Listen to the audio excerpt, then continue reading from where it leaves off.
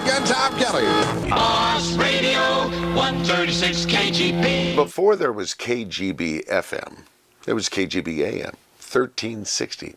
And if you look at the call letters, any three-letter call, that station came in the 20s. KGB came in the 20s, probably one of the first radio stations in San Diego.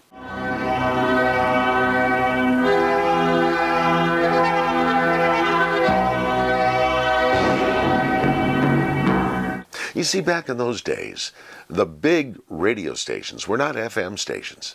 They were AM stations, the AM station rockers, and KGB was one of those. In 1968, I used to hang around the station. I wanted my picture on the Boss 30, and Mark Dennis was such a beautiful guy and a great human being, and he was the boss at KGB AM 1360, 136 KGB. You know, I was a big Wolfman Jack fan.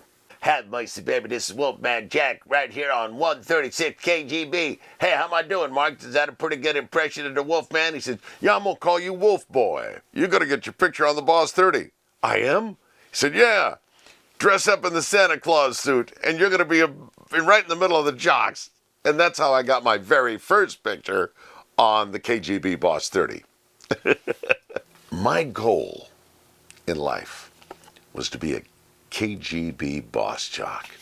I wanted to get my picture on the Boss 30. And my dream came true. This is the KGB Boss 30. And as you can see, this is Shotgun Tom before beard. And so when I got my picture on the Boss 30, I had arrived. You know, I was a rock and roll fan, and there were 3 stations, AM stations at that time in San Diego. There was KGB, there was KCBQ, and there was KDEO.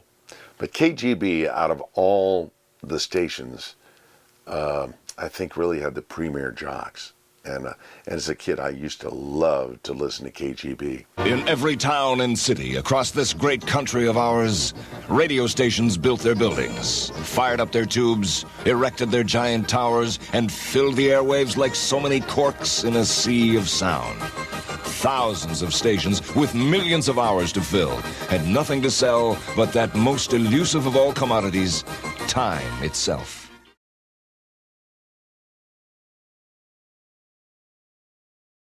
So long. It's been nice.